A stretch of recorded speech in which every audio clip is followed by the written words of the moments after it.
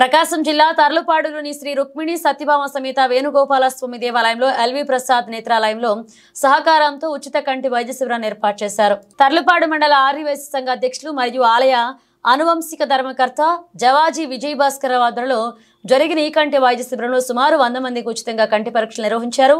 ఈ ఉచిత కంటి పరీక్షలు చేయించుకున్న వారిలో 30 మందికి ఉచితంగా కంటి ఆపరేషన్ చేయడం జరుగుతుందన్నారు. ఈ కార్యక్రమంలో ఎల్వి ప్రసాద్ నేత్రాలయ సిబ్బంది నేరేళ్ల కార్తిక్ ప్రజలు పాల్గొన్నారు.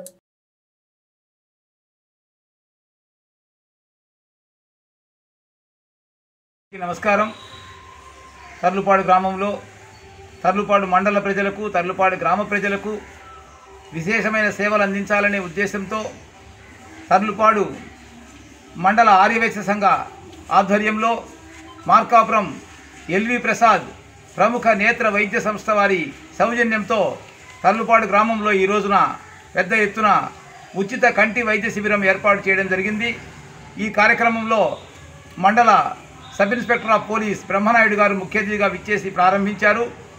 మండల ఆర్యవైశ్య సంఘ కమిటీ నేను జవాజీ విజయభాస్కర్ నేను మండల అధ్యక్షుడిని, తర్వాత గౌరవ ముఖ్య సలహాదారు పోలేపల్లి జనార్దన్ రావు, తర్వాత సెక్రటరీ రవికుమార్ తదితరుల ఆధ్వర్యంలో చాలా బ్రహ్మాండంగా ఈ కార్యక్రమం జరిగింది. దాదాపు 100 మంది వచ్చి కంటి వైద్య పరీక్షలు చేయించుకున్నారు.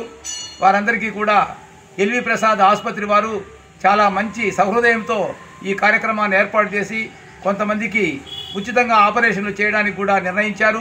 వారి సేవలు చాలా కొనియాడుతున్నాం. చాలా ప్రముఖమైన వారి సేవలు.